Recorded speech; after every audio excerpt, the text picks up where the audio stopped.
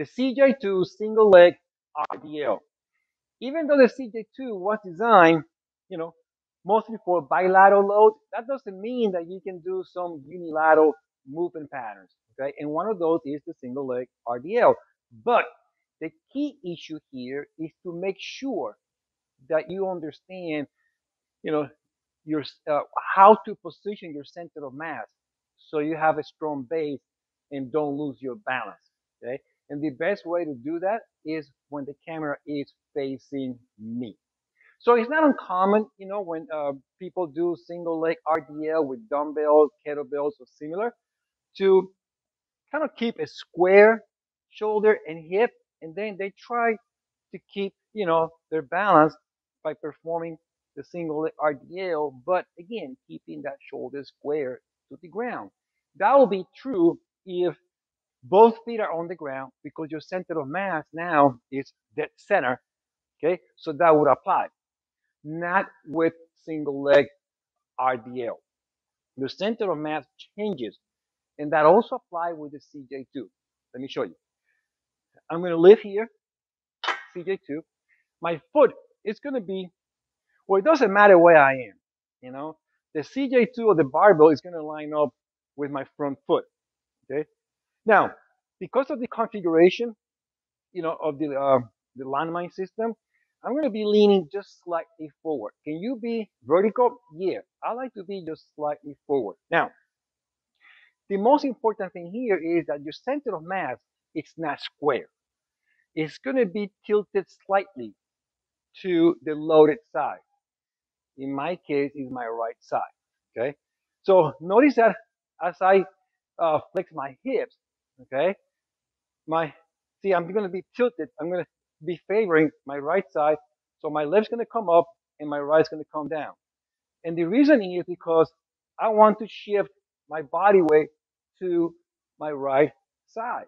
Okay, see how I keep a solid balance here. I mean, it feels so comfortable. I'm not fighting. Okay. So another way of saying what I just shared with you is that the new center of mass is going to be in such a way that my nose is going to be in line with my kneecap and my third toe. It's an imaginary vertical line that follows those 3 points. Nose, kneecap, third toe. Let me show you once again. Okay. Stand tall right here. Okay. You can lean. I like to lean a little bit forward. Okay. And then from here, as my upper body goes down, my left leg goes up and my toes are pointed. But see how I slightly tilt or shift my body weight to the right side. And this is very subtle. Um, it's a very minor change. It's about like maybe half an inch at the most. Okay. But it will give you that solid stand. Okay. Let me do the other side. You know, you gotta have yin yang, you know, both sides. See here, you see how just slightly, okay? And I come down and then up.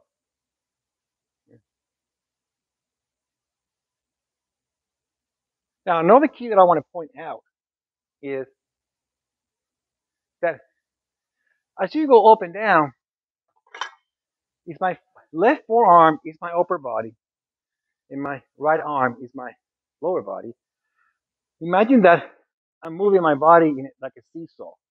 See right here. When my upper body goes down, upper body, a single leg goes up. Okay. So at the top, and we're going to see this now from the side, at the top, when you look at me, you should see an uppercase, uppercase T. Okay. So let me do it this way.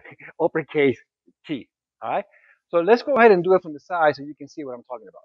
So this is how it looks like from the side. See, I like to point my toe, it up. I have to give credit to one of my first, it's not my first client. She's a figure skater. Her name is Anita Saxena. Amazing figure skater. If you're watching, Anita, how are you? Hello. But she's the one that taught me about this movement They call it arabesque. Very common in figure skating and also gymnastics, by the way, and ballet. Okay. But notice right here, I should have, whoops, sorry. Let me do it again. Here, I should have right here an uppercase T. Okay. That's the whole idea. So the muscles work are, of course, your glute, pretty much the lowercase of your glute and your upper hamstring. Another benefit is that you get a nice stretch on your hamstring as you strengthen the whole musculature area. So maybe you heard me in the past saying that we don't stretch. Well, we don't stretch the traditional way. We used to. But this is one of the reasons why we have faded from the traditional way of warming up and stretching. Because we believe that, you know, you can stretch as you strengthen within your workout. And this is one of many ways that we've been proving it for many years.